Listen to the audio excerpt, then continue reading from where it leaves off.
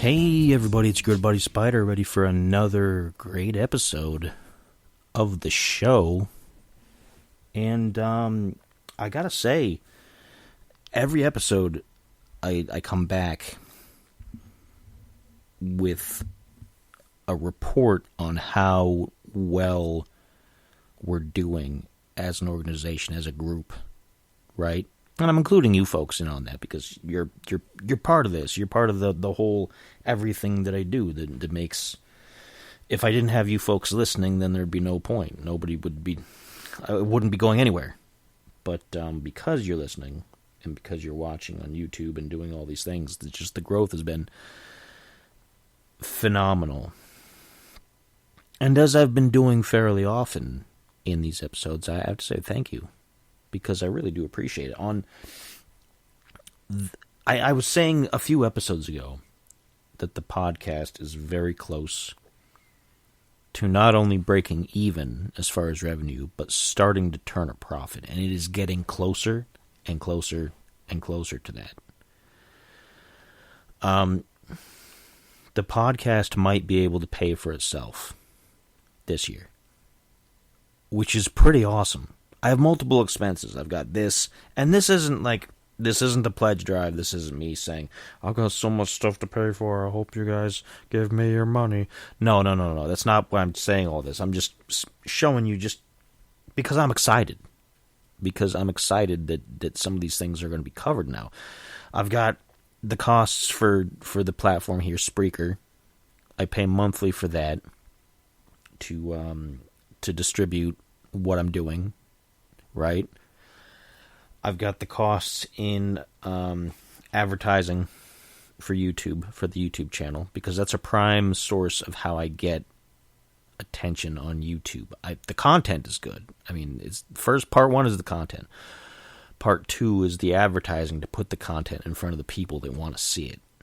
Because you got to get around the algorithm and, all that other kind of stuff, which is not easy, right?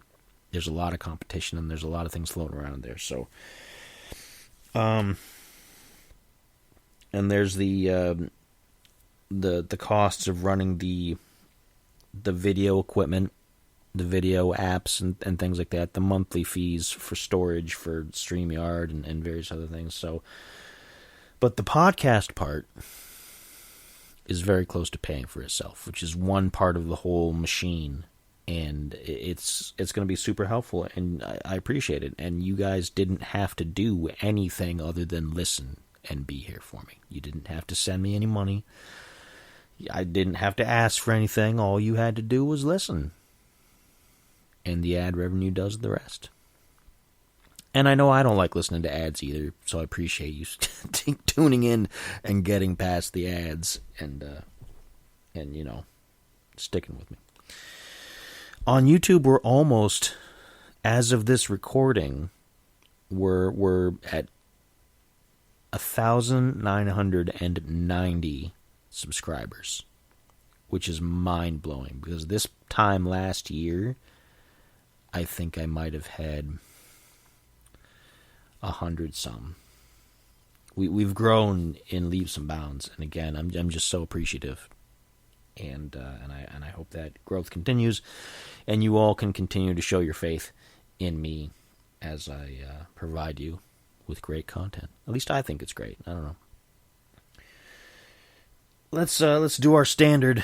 Let's do the standard thing we always do. What's the weather report? The weather report. It has been raining and raining and raining and raining, and it didn't rain much today.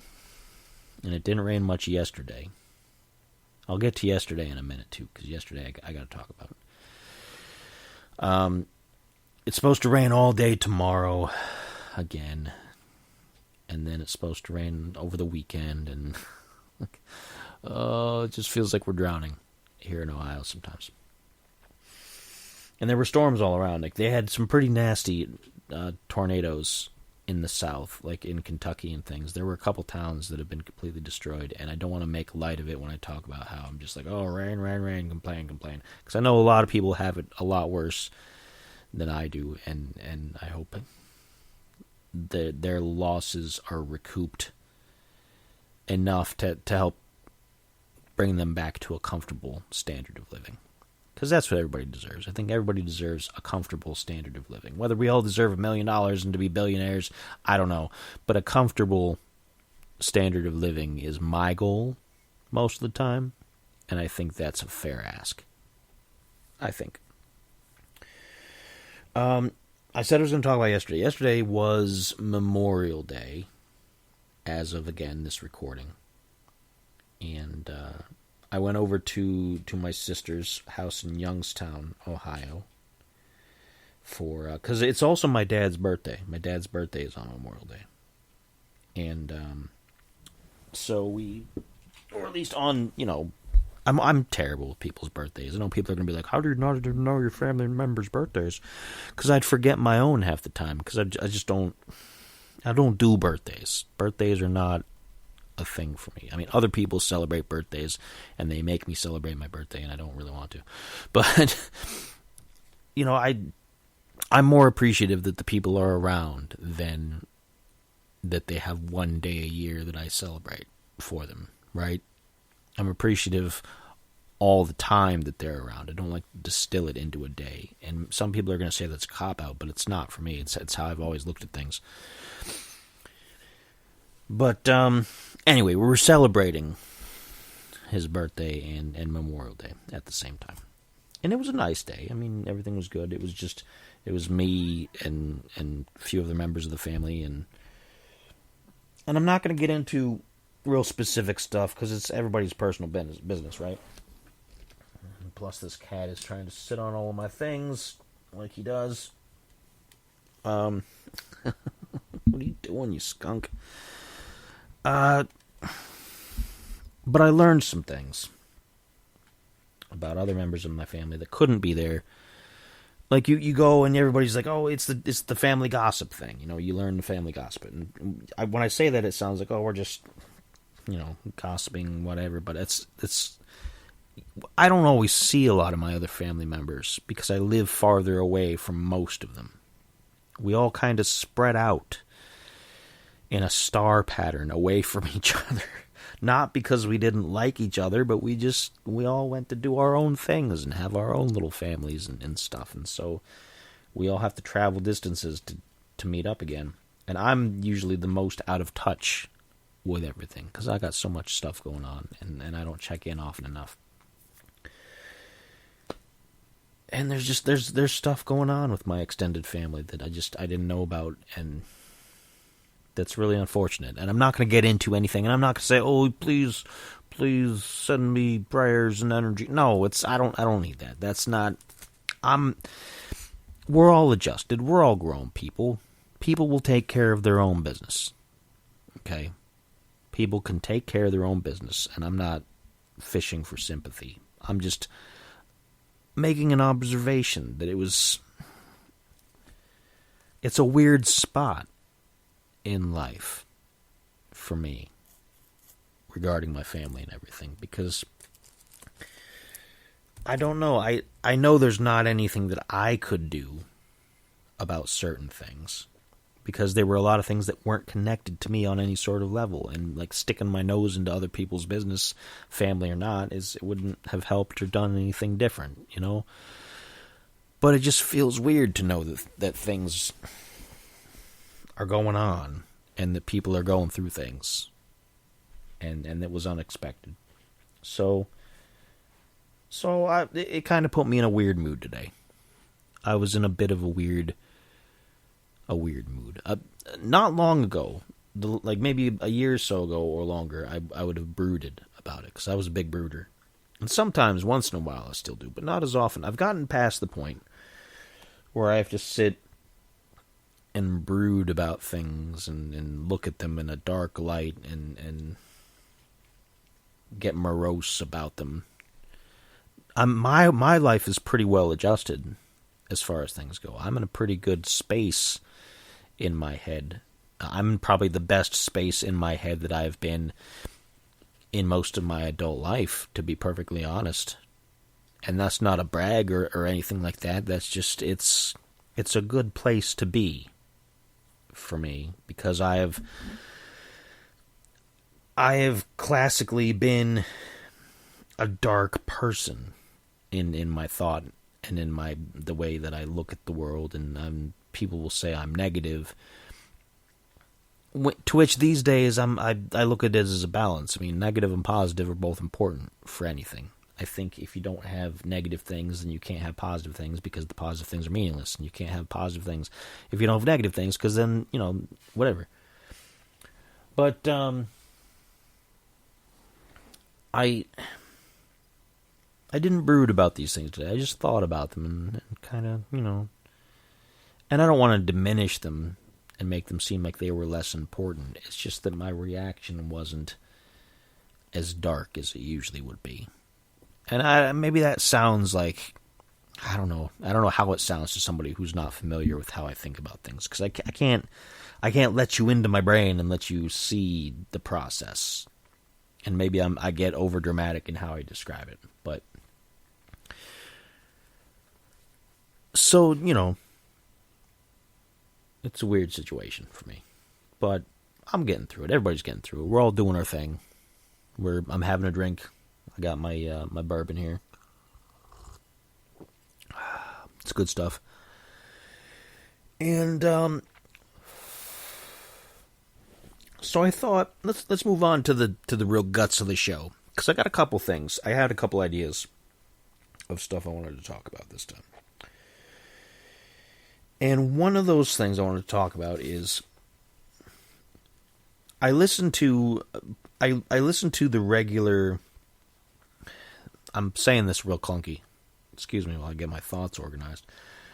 I regularly listen to the Jim Cornette podcast. He's an old wrestling personality, and some people don't like him, and some people think he's the best thing ever, and he's a very divisive person, right? And I wasn't watching as much when he was big in the wrestling thing, because he was slightly before. I mean, I was around, but I wasn't watching at the time. I was too young, or I wasn't into it, or whatever. And he was pretty much done by the early to mid 90s, if I remember correctly.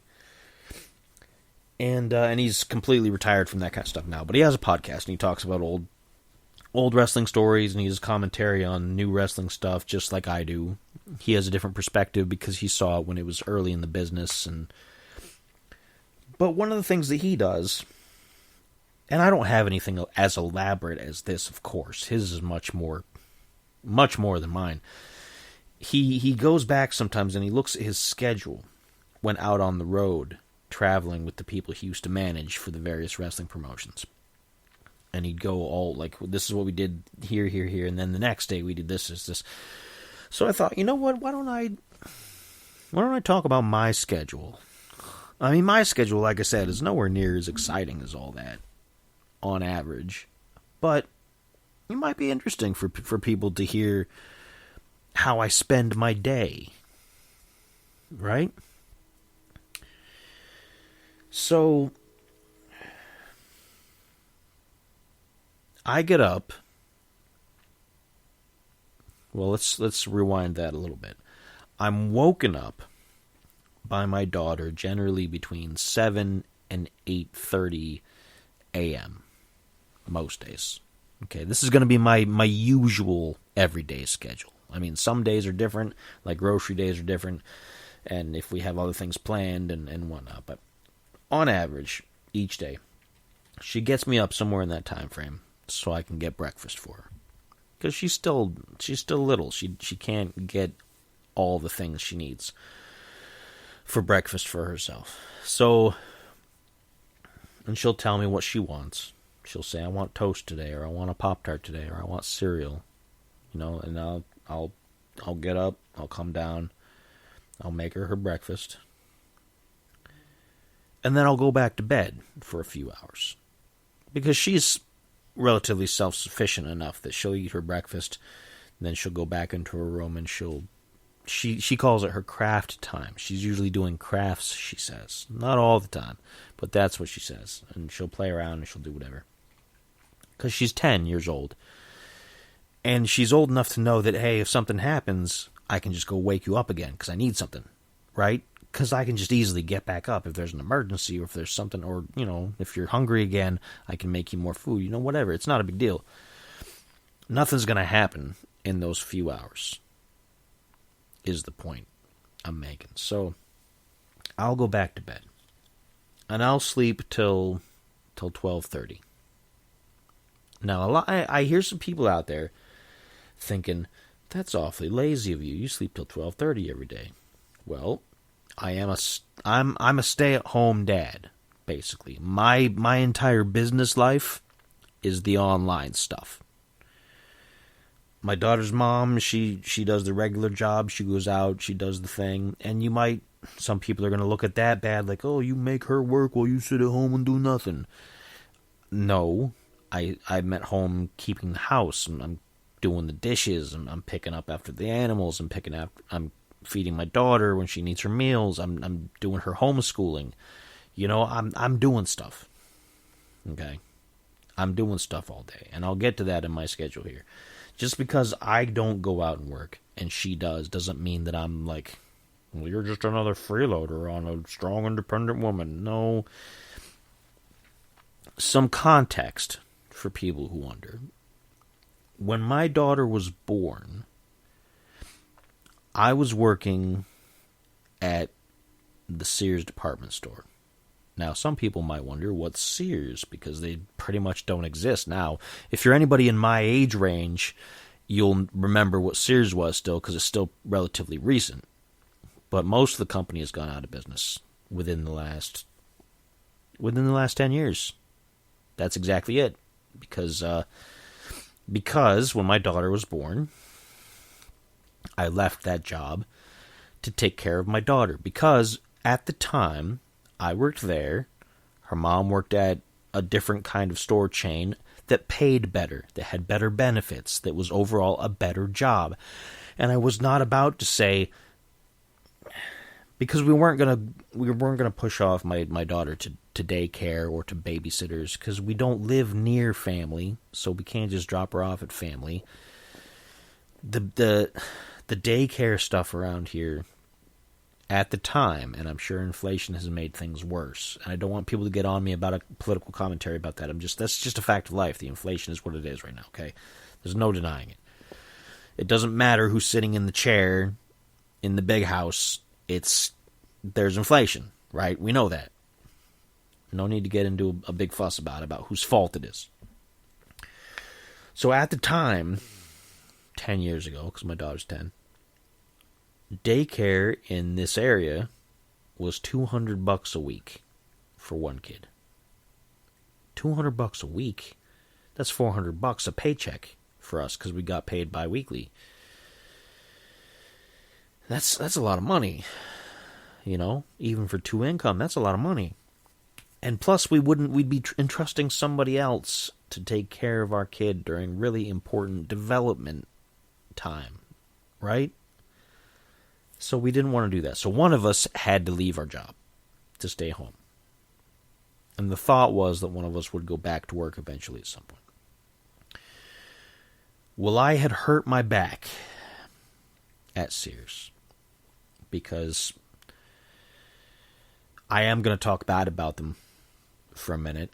Like, what's the matter? Because they're gone. They don't really exist on any sort of level anymore, so who cares? At my store was on the chopping block. Nobody believed it. I found out evidence early on that, we're going to be closing sometime in the next few years, and they're trying to wind us down. They're trying to get rid of all the full-time people, have everybody down to part-time, get rid of all the benefits, cut as many costs as possible until it's time to announce the closing. And that did happen a couple years after I left. So it was a prediction that I made. But, so the schedules were really light. They understaffed in as many areas as they could. At the time, I was working in the stock area, because I used to be in sales, and I got so sick of just dealing with customers. And I know I'm talking to people now, and I'm good talking to people. But if you work in customer service and you're not generally a people person, like, I can do this, and this is fine. I can talk to people one-on-one, that's fine. But I'm not big into public spaces and big, wide-open stuff. And I was good at sales, but I hated sales.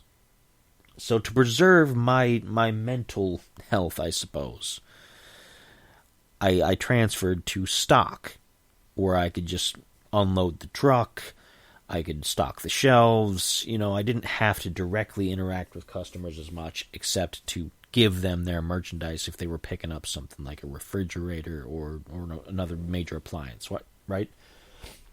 The issue was, if you're going to have those big things, you got to have more than one person back there to move that stuff around, because I'm not a big guy.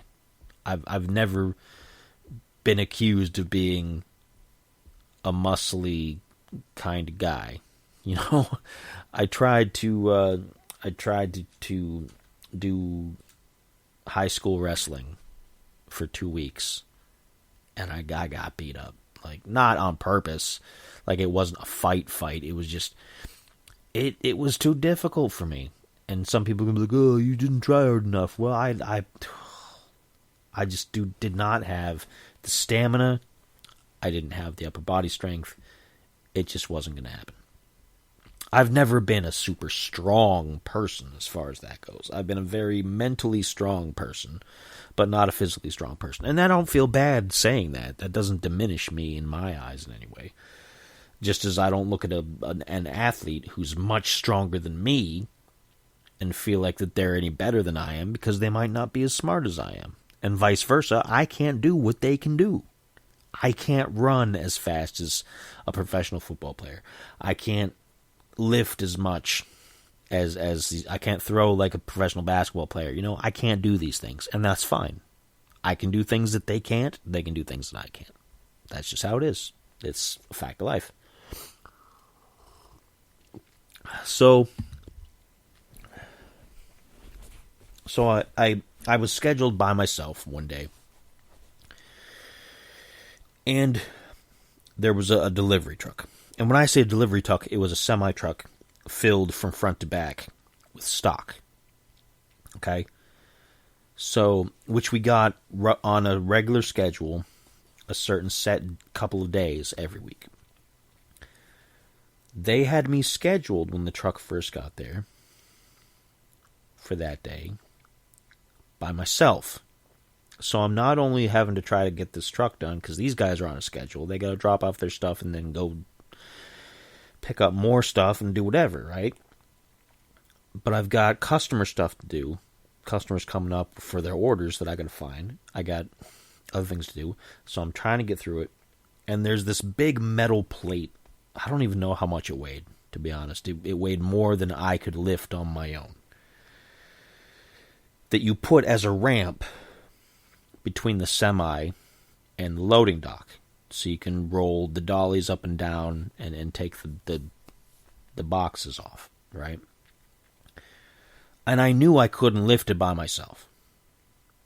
I knew I couldn't, because I had tried before and I couldn't do it. So I asked the guy from our loss prevention department. They're the people who are in charge of, I guess, nominally you'd say that they're security, nominally security, but they would sit in an office, watch the cameras, and see if anybody stole anything.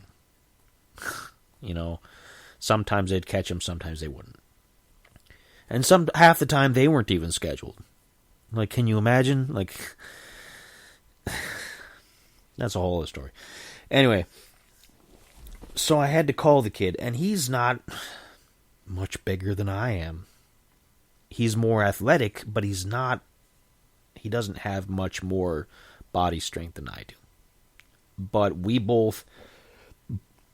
get the plate into place, and as we're lowering it, I lean over, and something pops in my back. I feel it. Just something. It literally felt like a pop, like there was something that just shifted out of place. And I was like, oh no, that's not good.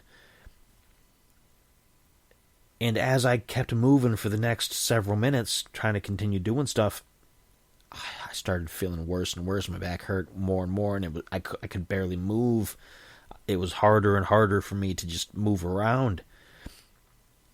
And I finally just had to sit down and call my supervisor and be like, I can't.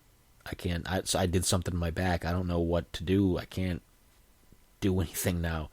I'm barely able to bend. I can't. I'm in pain.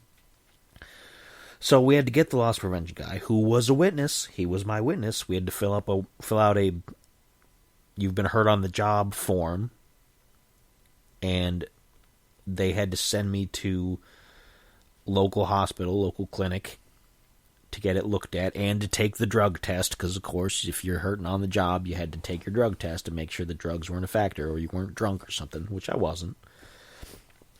I went, they said, yep, you threw your back out, and they gave me some muscle relaxers, and they told me to stay home for a certain amount of time, and they gave me some stretches to do for, well, that came later. They gave me the stretches when I was feeling a little bit better, but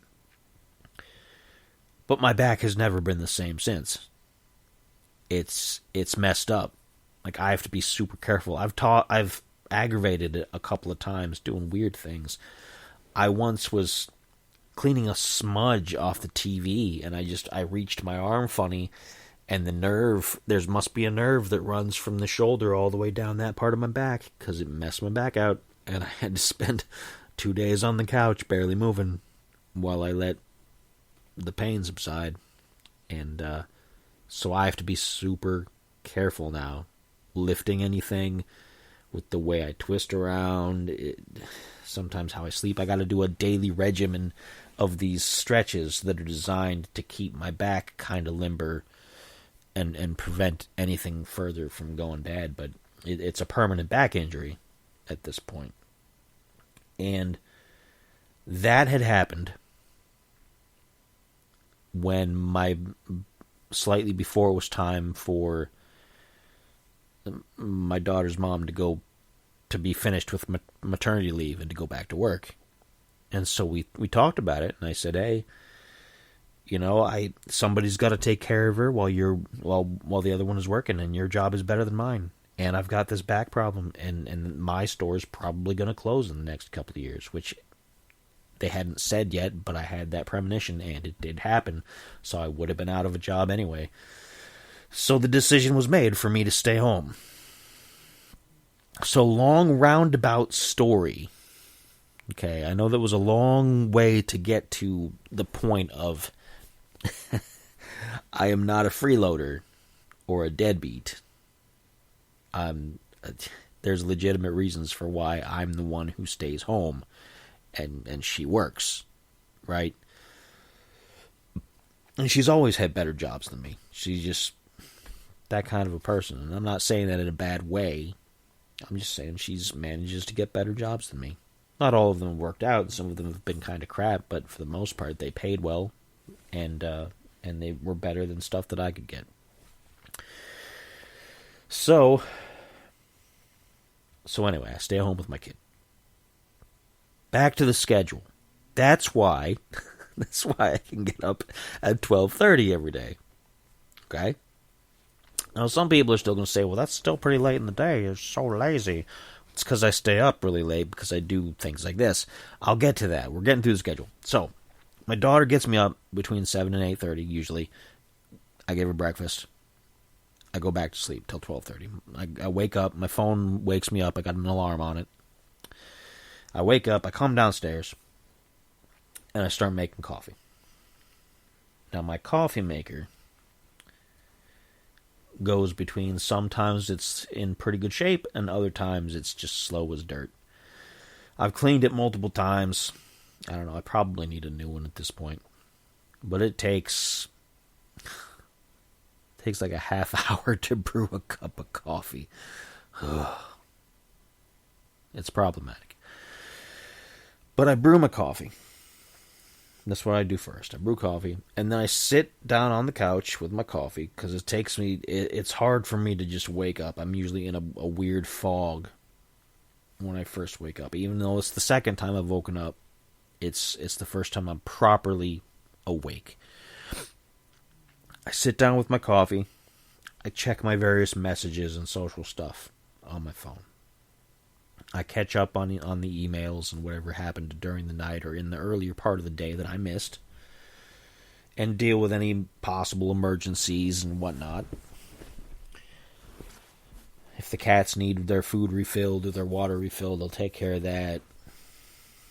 I'll do that kind of stuff. So, depending on how long that takes for me to drink my coffee, it's anywhere between 1 and 1:30, usually.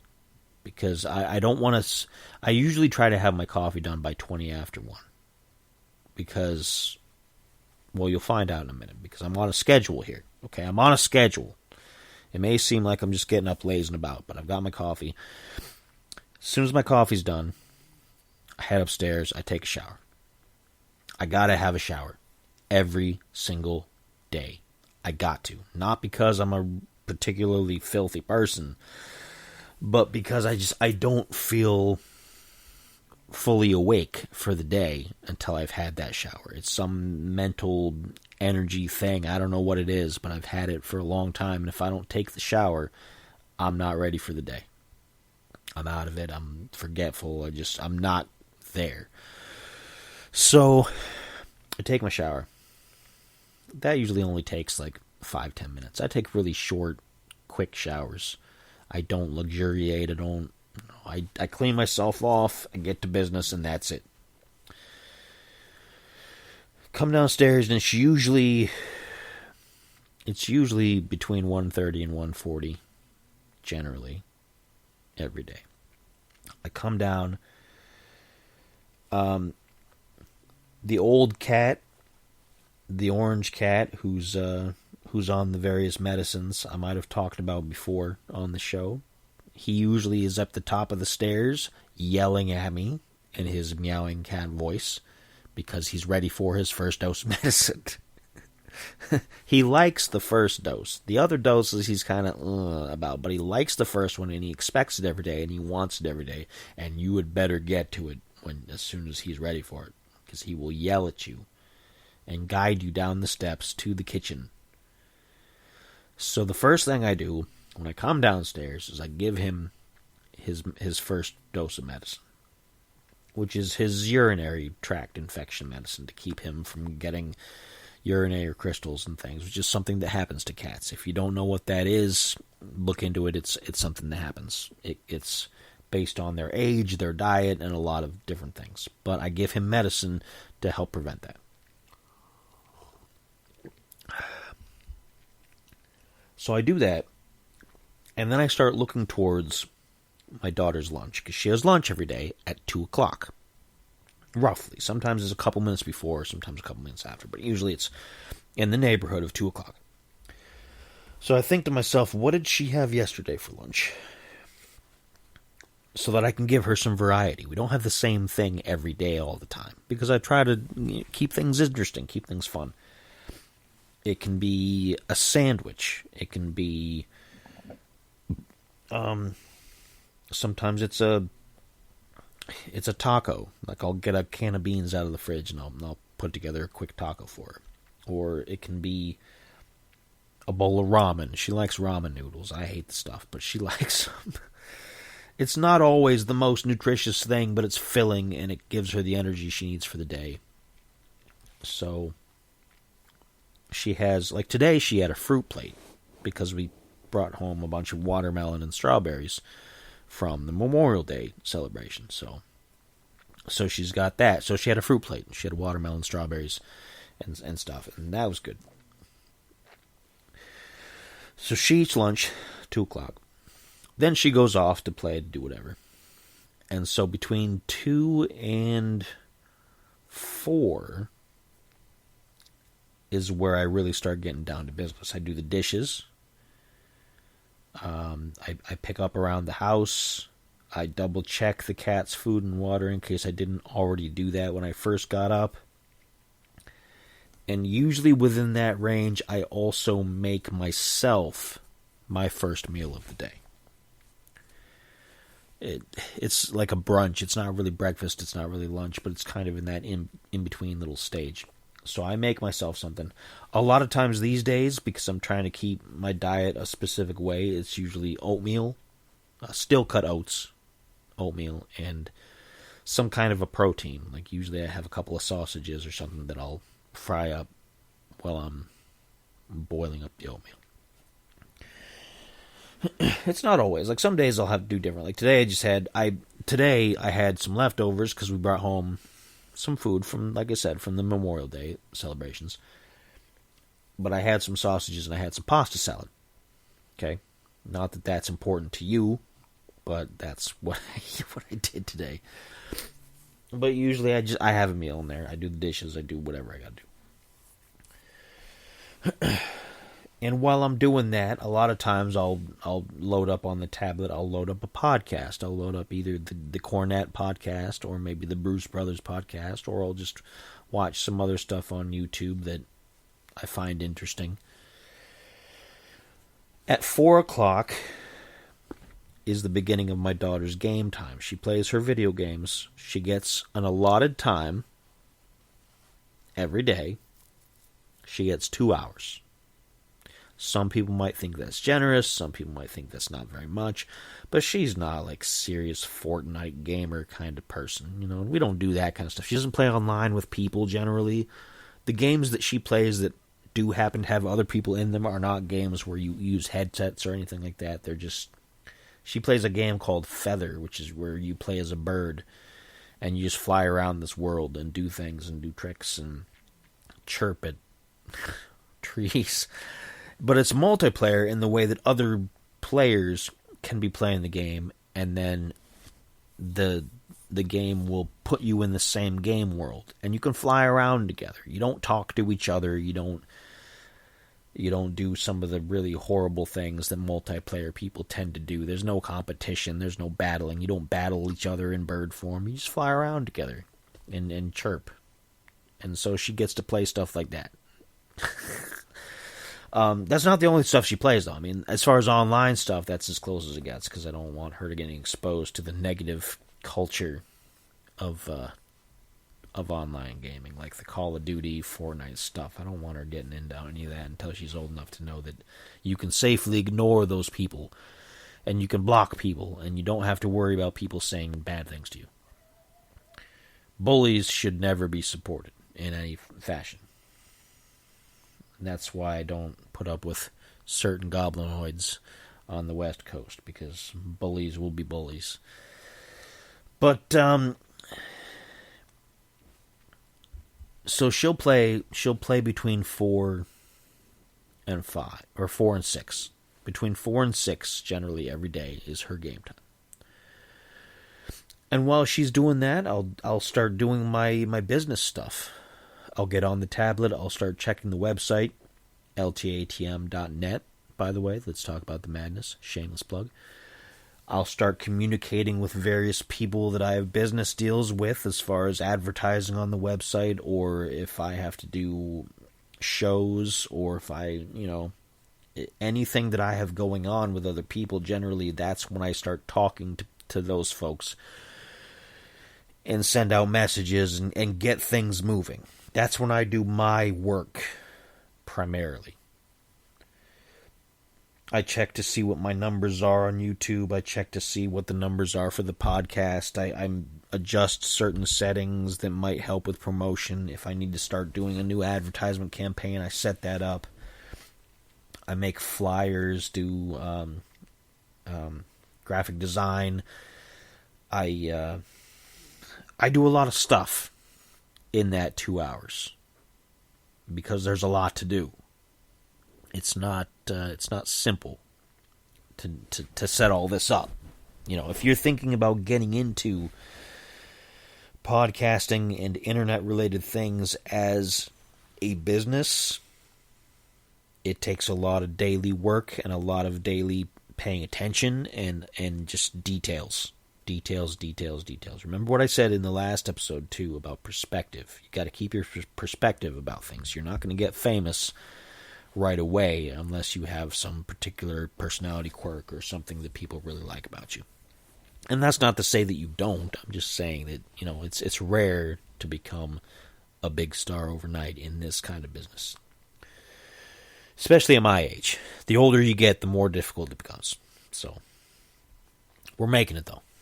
We're making it. So at 6 o'clock, when she's done with her game time, I'm thinking about what to make her for dinner.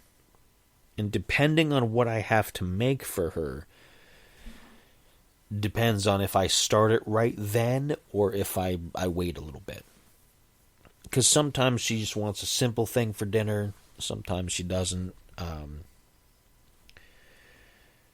But between 6 and 7, I'm usually putting her dinner together or preparing it or getting it ready for her so that at 7 o'clock is her dinner time. 7 o'clock is my daughter's dinner time every day. And she usually has it's a larger meal than lunch. And it also has fruit and vegetables and all kinds of that's where the bulk of all of her nutrients. She's got lunch, which usually is a protein-based lunch and something like that. But dinner is the full spread. She's got to have a little bit of everything because it's important for her growing brain, right? Her growing brain and body. So dinner's a big deal.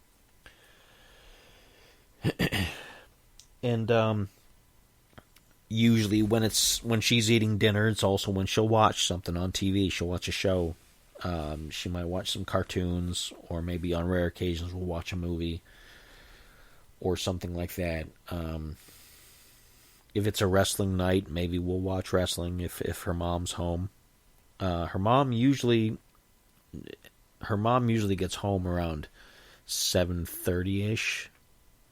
Depending on the weekends, her hours are shorter, but usually it's around 7:30-ish.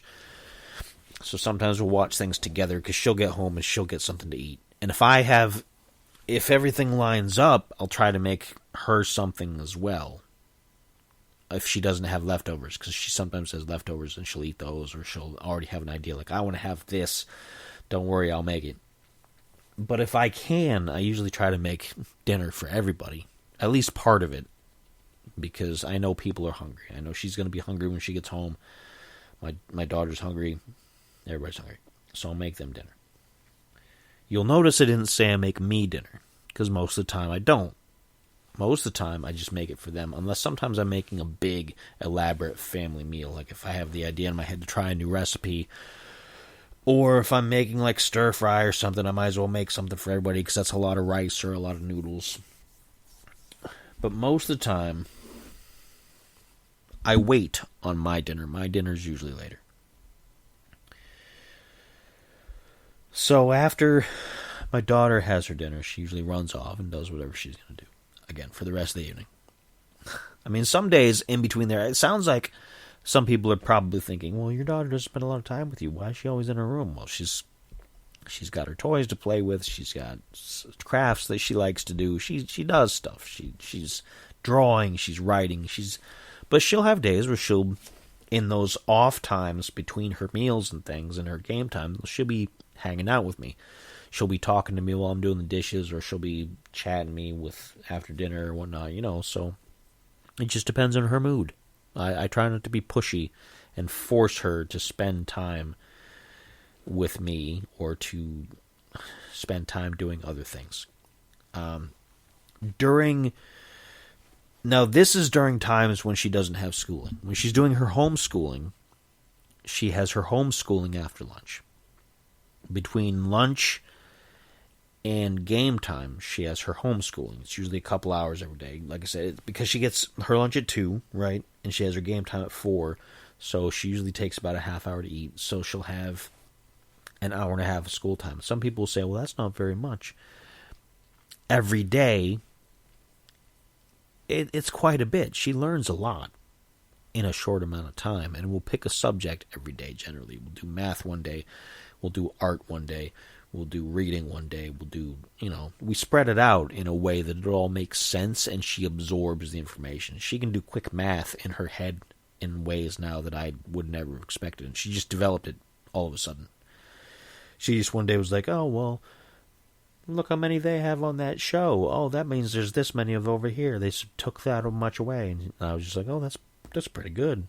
That's pretty quick in your head without writing it down. And she'll be like, oh, well, and she'll get kind of sheepish about it. But because she likes to pretend she doesn't know as much as we teach her. Because she knows we'll expect her to do certain things. Because that's how things go, right? This life. When you know somebody can do something, you expect them to always be able to do it. Even if they don't want to. So But that's usually her school time in between. And while it may not seem like a whole lot of time, it is a lot of stuff that she learns. And she's learning. She's doing very well. She's above everybody in the local district as far as schooling goes, because I get the newsletters from the local schools, and I compare that, what they're being taught, to how she's developing, and she's way ahead of everybody. Humble brag. So that's in there. But when her mom comes home around 7:30ish, she eats, and then she'll usually want to watch things on TV because she's been working all day. She's been working because she will have already have left for work before my daughter wakes me up for breakfast. Right? I waltzed over that point, but she will have gone to work before 6 o'clock usually. Well, sometimes like before 7, depending on the weekend. But she'll already have been gone. So she'll get her TV time around 8 o'clock. My daughter will get her bath. She doesn't get a bath every single night. And I know some people are like, oh, why don't you give your kids a bath every night or every day or whatever? Because, she doesn't go anywhere. She doesn't get super messy every single day. It's okay to go a day here and there for a kid. And she's not filthy. She's gotten to the point where she likes bathing. Whereas some kids are like, oh, I don't want my bath. And she was like that for a while, but she's at a point where she doesn't mind it. So she has regular bath time now. And she's pretty clean most of the time. Some days she's kind of stinky, but we take care of her. So, and then at 9 o'clock is my daughter's bedtime. So, because she's 10, 9 o'clock I think is generous for a 10-year-old, right? I don't know. I mean, I don't know if people disagree with me or not, but I think 9 o'clock is generous for a 10-year-old. So, her mom's watching her TV and doing her stuff, because like I said, she worked all day. She deserves a chance to relax. So my daughter will go up, she'll brush her teeth. I don't need to watch her do that anymore because she's old enough. She does fine.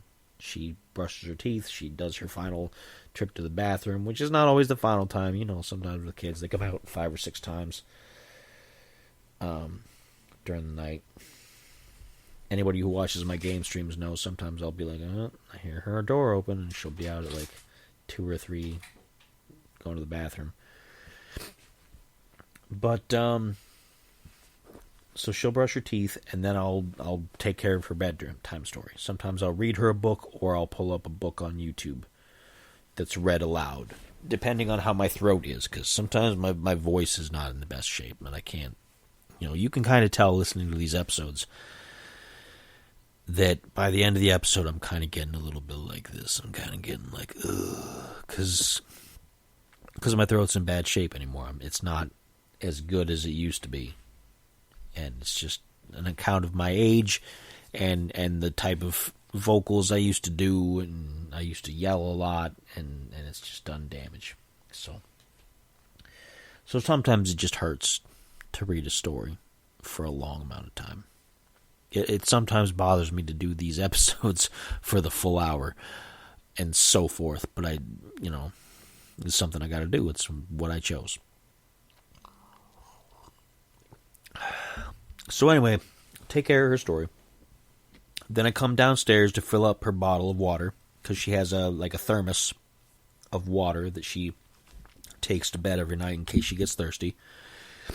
Then she goes up, and I sit with her mom, and we talk about stuff that maybe happened during her day or how my day was, and that's when we get to hang out for a little while. Some days we wait long enough for my daughter to go to sleep, and then we spend some time upstairs together. That's just adult business. Don't think too hard about that, but we're grown people, and that's what we do. But I'm not going to get into that because it's my personal business, and you don't even know about my personal business, if you know what I mean. It's not that kind of show here, okay? But she usually goes to bed between 10:30 and 11. After she's watched her shows and she's had enough to eat and we've maybe taken care of anything we wanted to take care of. Wink, wink, nudge, nudge. So that's when my time begins. That's when my free time begins. But even then, sometimes it's work time. Because right now I'm recording this during that time. I usually start drinking. And when I say I start drinking, I don't mean I go I don't get drunk every night. Obviously, I'm not drunk right now. And I've had this glass filled for a few hours. This is my first little glass as a tumbler. And I'm almost done with it. And I filled it up at 10 to 11. And it's 10 after 1 as of my recording of this right now. Okay, so when I say I start drinking, I don't dig out the 12-pack and try to go through as many cans as I can. That's not what I do. I just have a little drink. You guys know that. I got the tasting channel. I like to drink, and that's not a big deal. It's just something I like to do, and that's usually the time I do it. I try not to do drinking during the day because I like to make sure that I've got my head in the right place to take care of my daughter and stuff. She's seen me have a beer and have a drink now and then, so it's not a thing about my daughter seeing me drink. I've told her, she knows I like to drink things, but I've also told her it's something that you do when you're older. It's not something you do as a child, and, we'll talk about it when you get grown. But I don't make a habit of drinking during the day. Because again, there's no need to. I'm not in a space where I'm like, I have to have a drink. Oh my gosh, it's been 12 hours without a drink. That's not how I feel. It's not how I am. I don't have that hanging over me. I can wait, and I can take care of my household, and I can take care of my kid, right? So I have a drink at 11, give or take, and I do my game stream. If you're familiar with my Twitch channel, then you know that's when I usually do my game stream, between 11 and 12, generally, p.m., 11 p.m. to midnight Eastern Standard Time, give or take. And that's on Twitch. That's DMGRGN, by the way. Shameless plug. If you want to tune in, it's all going to go to YouTube anyway, so you can watch it on YouTube after the fact. So I do my game stream. It's usually for an hour at a time. If I've got a new game or if I've got something special I'm doing, sometimes it's 2 hours. Usually it's just for an hour. After that, I've got free time. My first real free time of the day where I don't have any obligations. I don't have to do anything. I've got nothing lined up. Unless I decide I want to do a podcast episode like what I'm doing right now. This episode came after my game stream and roughly about an hour-ish, Other than that, usually I have time to do whatever I'm going to do. I usually just game whatever other games I want to play. Sometimes I'll pop on some more YouTube stuff, or if I haven't finished some of the podcasts I started earlier in the day, I'll listen to them. I'll have, around this time too, is when I'll make my second meal of the day. Sometimes I make it earlier, sometimes I make it right after my daughter's meal is started at 7. So while she's eating, sometimes I'll start making my dinner then. Depends on how hungry I am, but generally I'll make it around this time, which is around 1-ish, midnight, 1-ish, in the morning is my dinner. And depending on how hungry I am will depend on how elaborate that is. If it's noodles or if it's rice or if it's, sometimes just sandwiches or whatever, something in the air fryer. And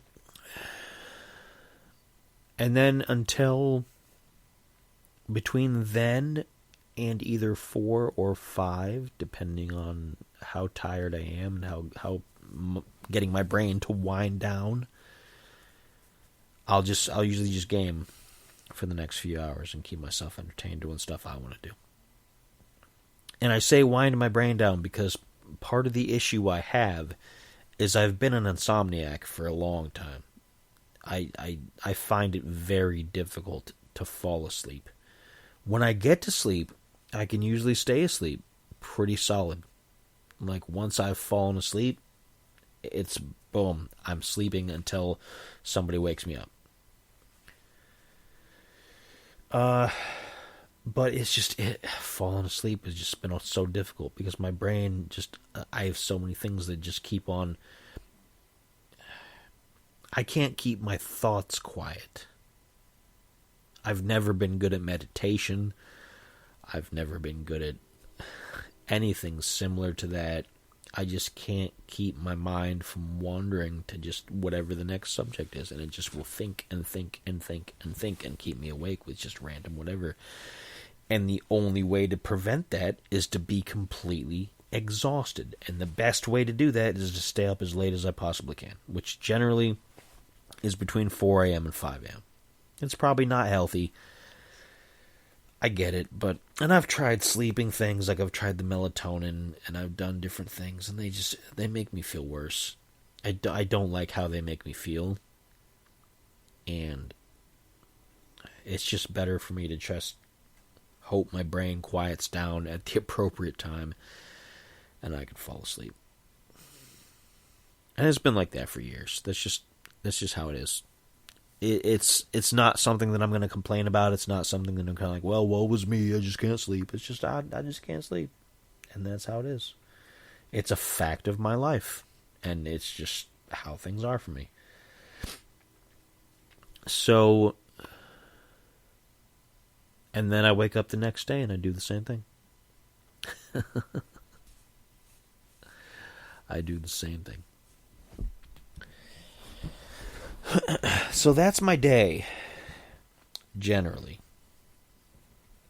I mean, there are certain days where I have other things going on, like our grocery days are different, because we have to fit in a trip to the grocery store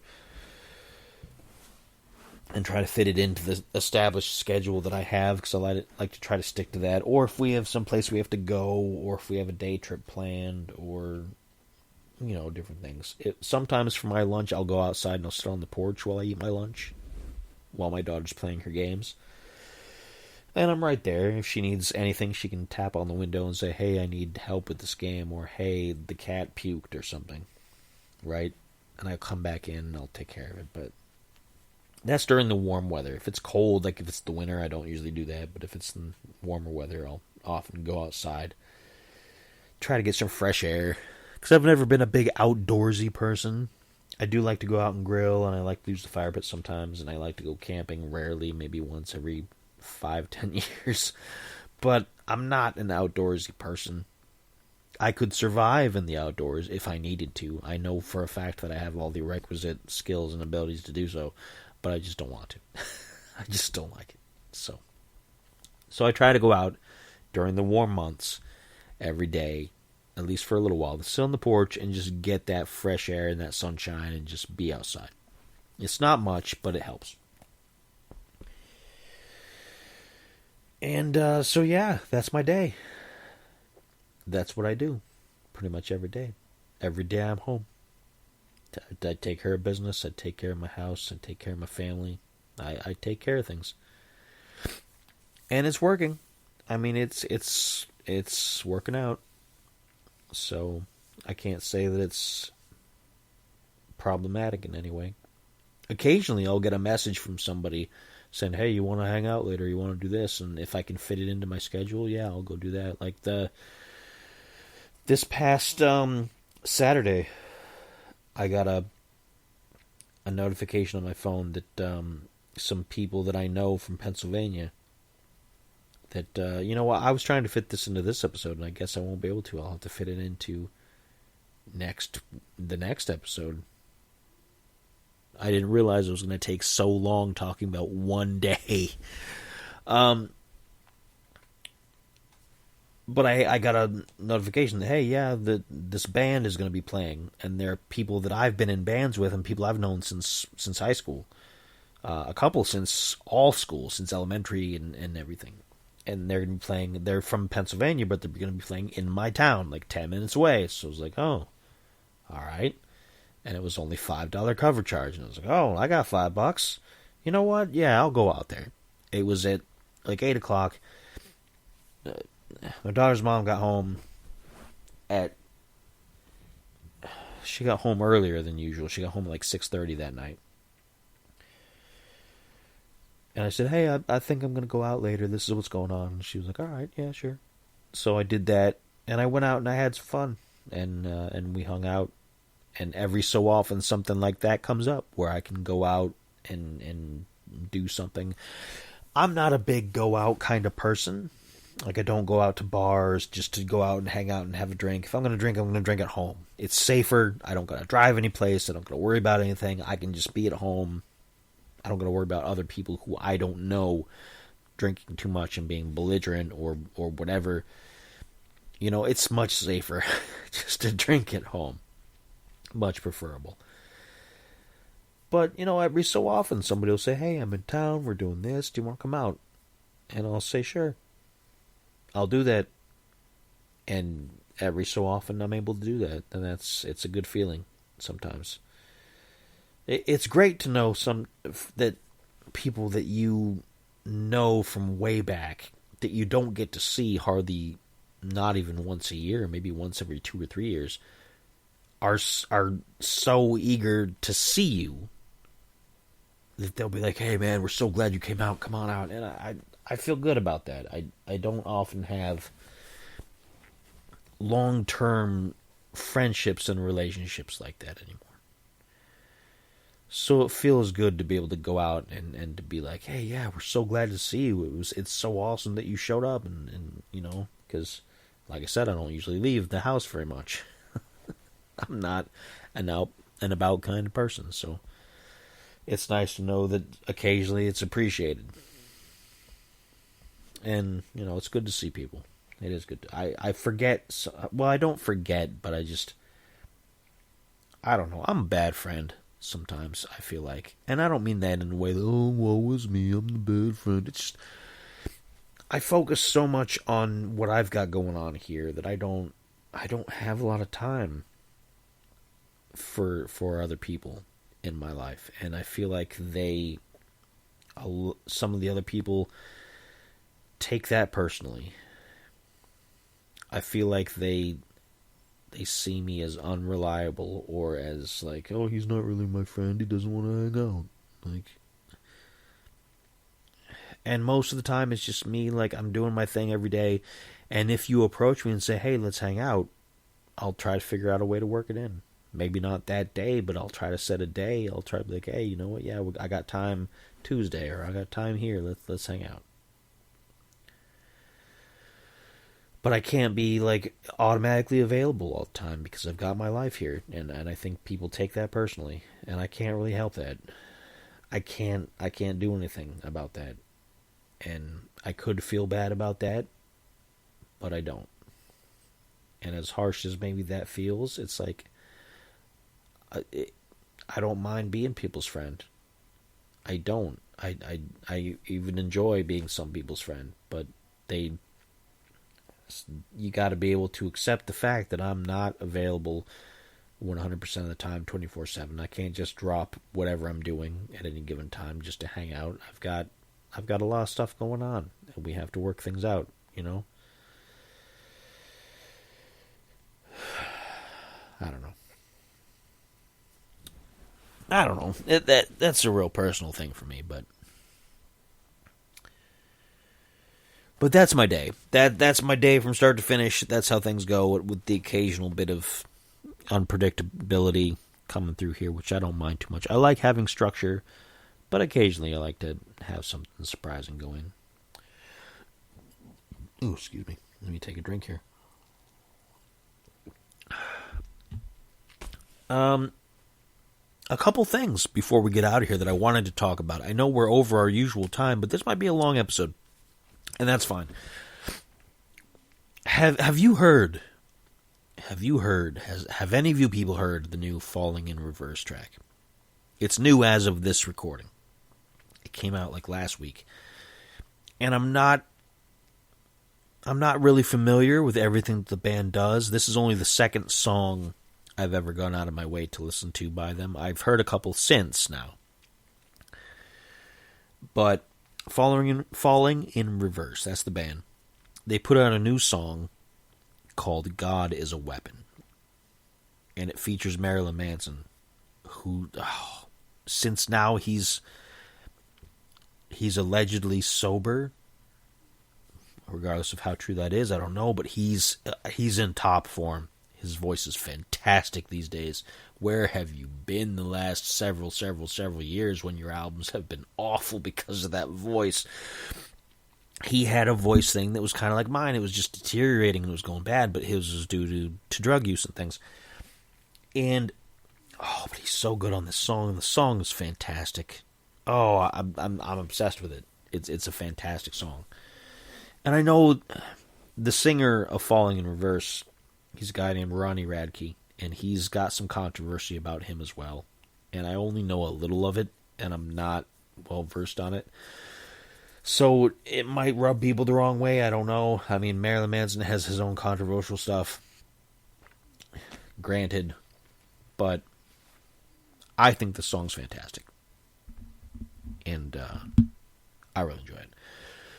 The other thing I want to talk about before I go is I've been playing Doom: The Dark Ages, which is the latest edition of the Doom franchise. People from way back in the day, from the early 90s, will know the Doom games. Doom 2, you had Doom 64, which came out for the Nintendo 64 and for, various 64-bit systems. Then you had Doom 3, which was one of my favorite games. It still kind of is. It's one of my favorite games of all time. I played it so much.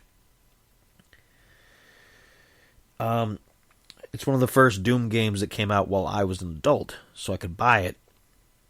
And I think I might have pre-ordered it. I might have even pre-ordered it. One of the first games I pre-ordered.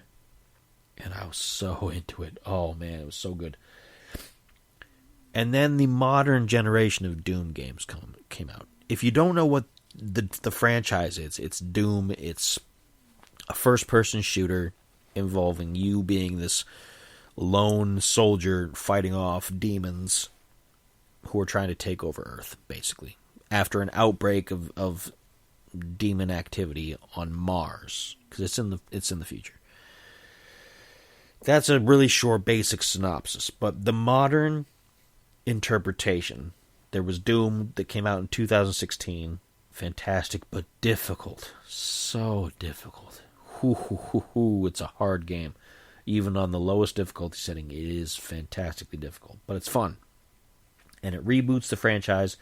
It adds so much more storyline to everything. Everything makes so much sense and is so grand in the scope. The next game after that was Doom Eternal, which is my favorite of the modern franchise. It's a fantastic game. I love Doom Eternal because it's just the movement and the mobility and the gunplay. It's so good.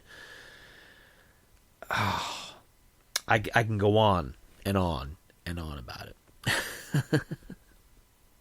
it. They improved everything from the 2006 game. Or 2016 game. They improved every single bit of it, and I was there for it, and I loved it. So recently, last week or two, maybe it's been 2 weeks now, I don't remember. I think it's only been a week, but maybe 2 weeks. Doom: The Dark Ages came out, and it's a prequel to the 2016 game, although I think it feels more naturally like it fits in between those two games, but that's just my personal take on it. And I'm playing it on Xbox Game Pass because it's selling for $80 for the standard edition and for over $100 for the deluxe, because that's how games are these days. We talked about the game prices on the last episode. But I'm playing it on Game Pass. I did buy the premium upgrade which lets you get the premium edition or the deluxe edition goodies without paying for the whole game, because you can still play the whole game on Game Pass. So you get to play the game for free and you get to pay for the extra bonus stuff. So it's kind of a shortcut. Because I had Microsoft points, I had rewards points. Everybody's got rewards points. You got rewards cards now. So I had enough points to reduce the price to next to nothing, which was great. So I haven't paid for much in the game yet. I'll probably end up buying it just to show my support so they keep making them. But this game is not as good as Eternal. And I don't mean to say that it's a bad game, because it's not. It's decent. But the pacing is slow. And the level design is really large in a way that... I like open world games, but this is in a way that once you finish certain areas, there's a lot of running back and forth, and there's nothing to do in a lot of it once you've cleared an area. And just the overall pace of it, it just seems like it takes longer to do things and to get through areas and to get through fights, and you're more grounded. It doesn't have the mobility that that Eternal had. You feel like like the armor you're wearing is heavier, and the gear and everything, and you're weighed down, and you just you don't move as quickly, and you don't move as easily, and it's a more tanky kind of game where you're tanking damage as opposed to trying to avoid damage. In Eternal, you were hopping all over the battlefield. You had the chain where you would jump across wide areas, and this one just, I don't know. Excuse me, I'm starting to get a dryness in my throat because I've been talking so long. I'm past that hour, so this is what I was talking about, how my throat gets. It's a good game, but I don't know. I think it's on par with the 2016 Doom. The one thing that makes it slightly better, gameplay-wise, is that you can adjust the difficulty so that you do larger amounts of damage, so it doesn't have to be as difficult as the first one, but that's kind of a cop-out. You know, if you're going straight difficulty comparison, I still think the 2016 Doom is harder, but it's also a little bit more satisfying in how you do things. And it's more cut and dry, A to B, go from here to there, and it makes more sense on stuff. But it can be kind of frustrating. But Dark Ages, it edges that out by just a smidge because the battle can go faster because of the combat options you have. But I don't know. I liked it, but I didn't like it as much as I thought I would like it, or as much as I wanted to like it. And I'm probably still going to buy it at some point in the near future rather than just keeping it on Game Pass, but I will probably wait for a sale.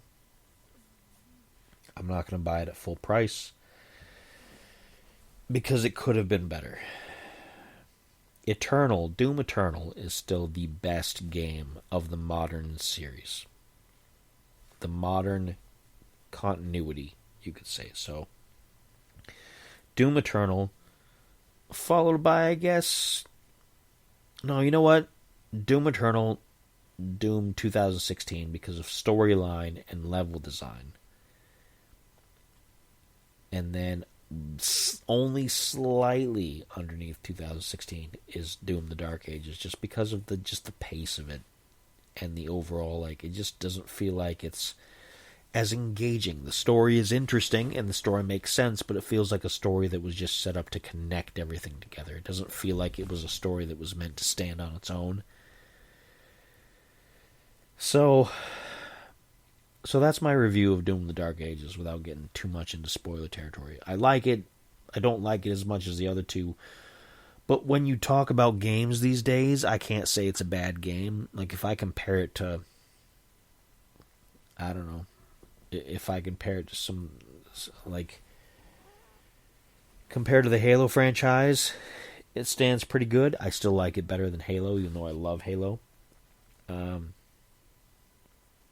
compared to, gosh, I don't know. I don't really play Fortnite or any of those online games. I don't play Destiny 2.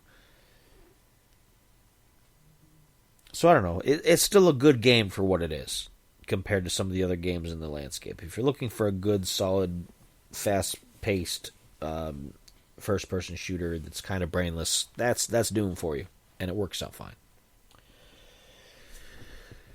But it's the one that I like the least of the modern series, of the modern part of the franchise. So that's that. I'm gonna get going. I've talked past my time, and I didn't even get to my other part of the topic. I was gonna get into some nostalgia and talk about what it was like when I was a kid growing up, and talk about some of my history from growing up from then all the way up into potentially now. Honestly, cover my trials and tribulations, give you my own personal history. But I'm going to save that for next time. I could keep going, but I don't want to pack too much into a single episode. I don't want people's attention to wander. But I hope you enjoyed that peek into my daily life. I hope you enjoyed,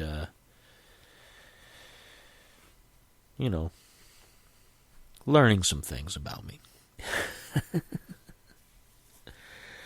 Don't forget to tune in June 3rd, 2025, if that date hasn't arrived by the time you hear this. And I'm doing an AMA, an Ask Me Anything. It's not on Reddit, though, because I don't like Reddit. I think Reddit is goofball central station these days. I use it for things rarely, but I don't participate in discussions there. But it's going to be on YouTube. And I have a placeholder video spot already there. You can see it. You can see that it's upcoming. It's on June 3rd, 2025 at 11 p.m. Eastern Standard Time, which is 8 p.m. West Coast time for people who might be doing something else on June 3rd, but you'd rather not. You can always show up. I might have some special guests on, depending on who's going to roll through. And I'm just going to answer questions, whatever you got going on, for at least a couple hours. Or, if it's a bust, it's a bust, and I'll shut down the shop in like a half hour. I don't know. I'm going to try to stay on for at least a couple hours, and I'll talk about games, I'll talk about my drinks, we'll be having a good time.